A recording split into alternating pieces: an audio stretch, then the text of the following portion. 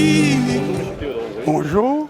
Vous venez de terminer votre audience aujourd'hui, vous avez demandé l'annulation des élections présidentielles. Et en résumé, qu'est-ce que la population peut retenir après avoir assisté, après avoir défendu votre cas aujourd'hui à la fin? Qu'est-ce que la population peut retenir? L'histoire retiendra que la Cour ne m'a pas prouvé comment j'ai eu 4000 voix. Elle n'a pas prouvé comment Tshisekedi a eu 73%. Le débat, c'est devant les juges de la régularité.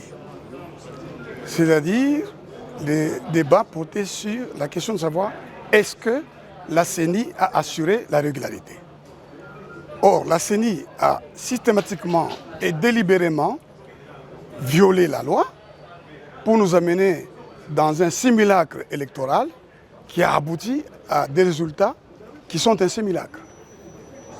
Une simple chose que j'ai demandé à la Cour, puisque la CENI, conformément à la loi, doit envoyer les procès-verbaux des résultats compilés à la Cour, pouvez-vous me produire les PV qui prouvent quels sont les résultats que j'ai eus?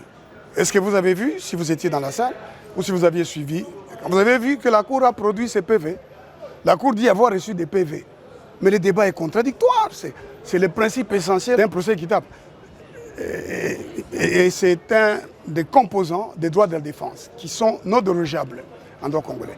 Il n'y a pas eu une seule preuve qui est censée avoir été déposée par la CENI, qui m'a été opposée, qui a été opposée au peuple congolais, disant vous avez un président régulièrement élu, voici les PV des résultats compilés par le bureau des votes, par centre de compilation dans chaque circonscription.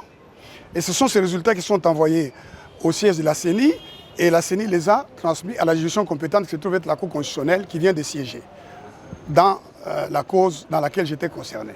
Donc, quand je sors de cette audience, je sors sans avoir été convaincu de manière incontestable par les juges de la régularité que la CENI m'a attribué des résultats qui sont conformes à la régularité. Ni les résultats attribués à M. Tshisekedi, ni les résultats attribués à M. Moïse Katumbi, à M. Fayoulou et aux autres, y compris moi-même, ne sont vrais. Ils sont tous faux. Ce sont des résultats fabriqués et c'est inacceptable. Est-ce qu'aujourd'hui on peut conclure que M. Théodore Ngoï postule juste pour venir protester ou postule réellement pour être proclamé candidat? Mais qu'est-ce que je viens de dire ici? Qu'est-ce que je viens de dire? Vous n'avez pas présenté de preuves. Vous parlez des irrégularités, mais vous n'avez pas de preuves. Comment comptez-vous? Mais attendez, les juges de la régularité, c'est un juge actif comme le juge pénal. Il recherche les preuves. Le procureur général de la Cour constitutionnelle a fait même un communiqué disant qu'on lui apporte des preuves. Mais j'ai déposé les preuves des graves irrégularités qui ont été documentées par la CENI.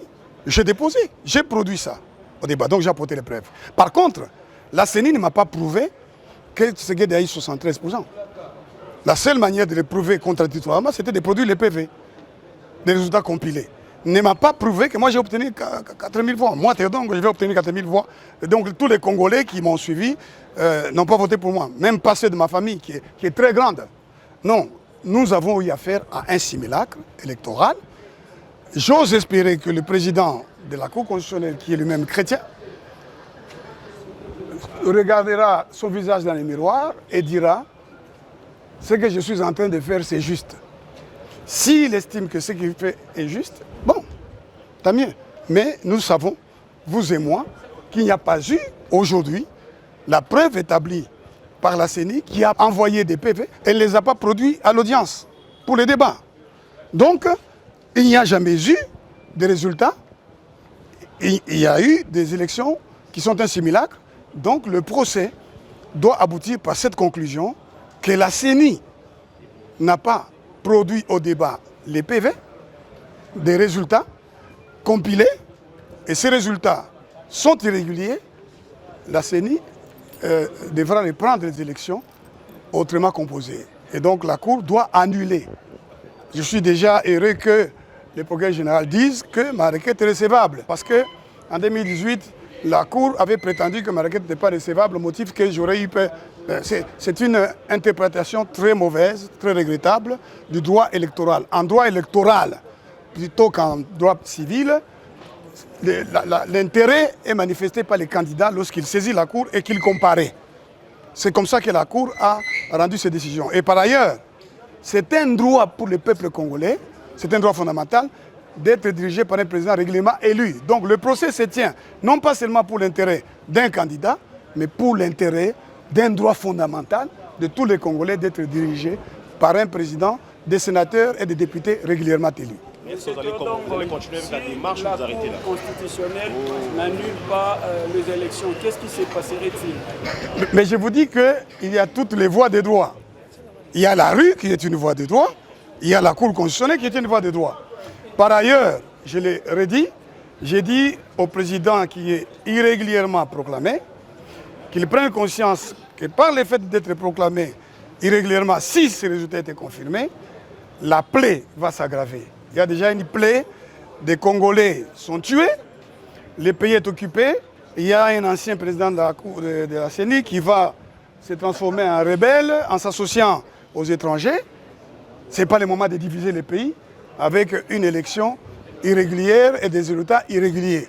Il devrait, lui, chercher plutôt à unir les Congolais, à les rassembler pour réaliser la cohésion nationale nécessaire pour lutter contre notre ennemi commun. Et puis, le président de la République en fonction, la loi dit, il reste en place jusqu'à l'installation du nouveau président élu.